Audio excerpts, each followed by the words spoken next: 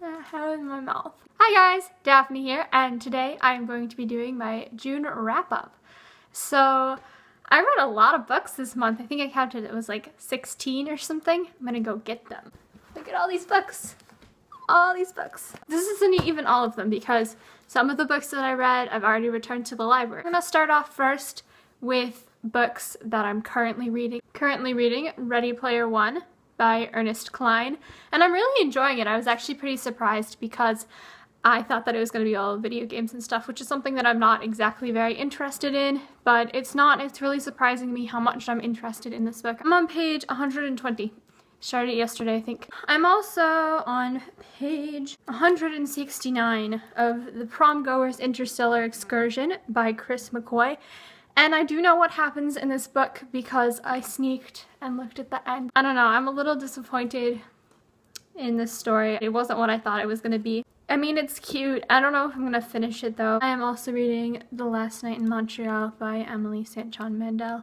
I'm on page 15. I don't know what's happening yet. At all.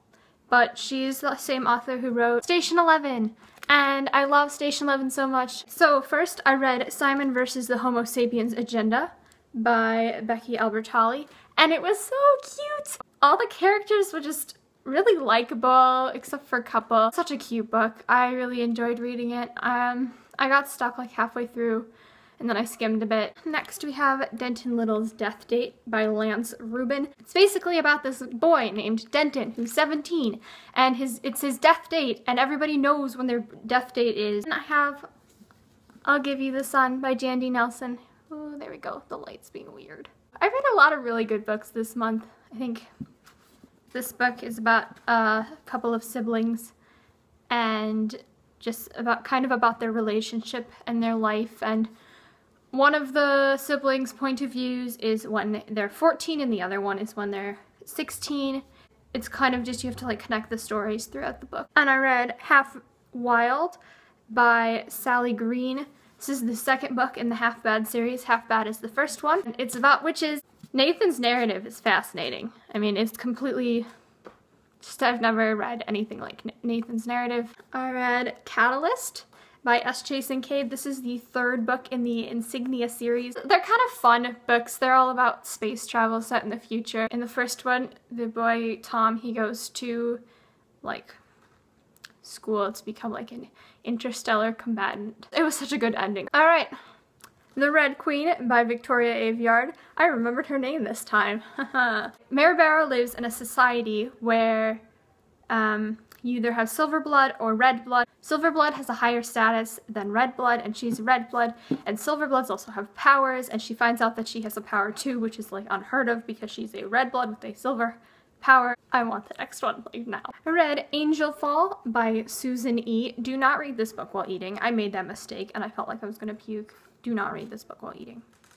Angel Fall is about a world, our world in the future that has been, the angels have come down and like completely destroyed stuff, and it's about Penryn trying to get her sister back who has been taken by the angels. And then we have Magonia.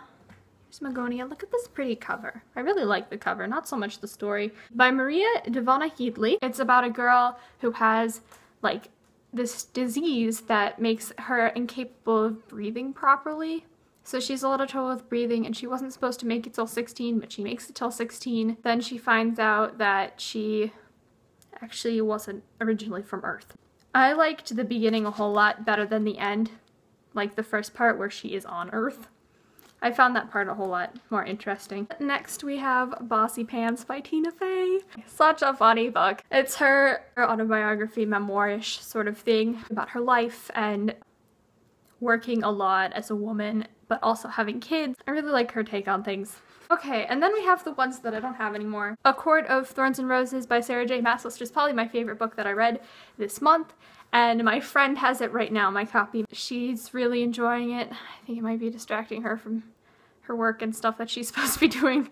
But it's one of those books that does that because it's that amazing. Also, I Am the Weapon by Alan Zadoff, which is about this boy called Boy Nobody, and he's an assassin.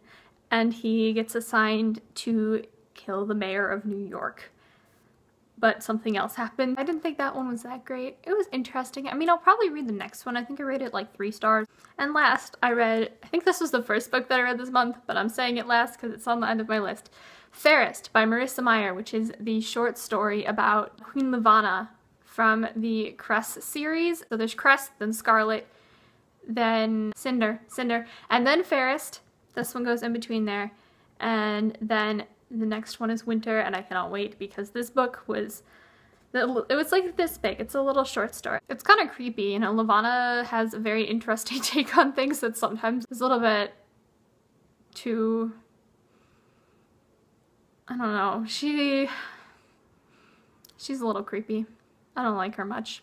That's it for today. I don't know what I'm going to be doing next. I am going to Junior Olympics for synchronized swimming on Wednesday. I'm super excited. I'm going to try to get a video up during that time, like just film it early. So, see you guys later. Bye!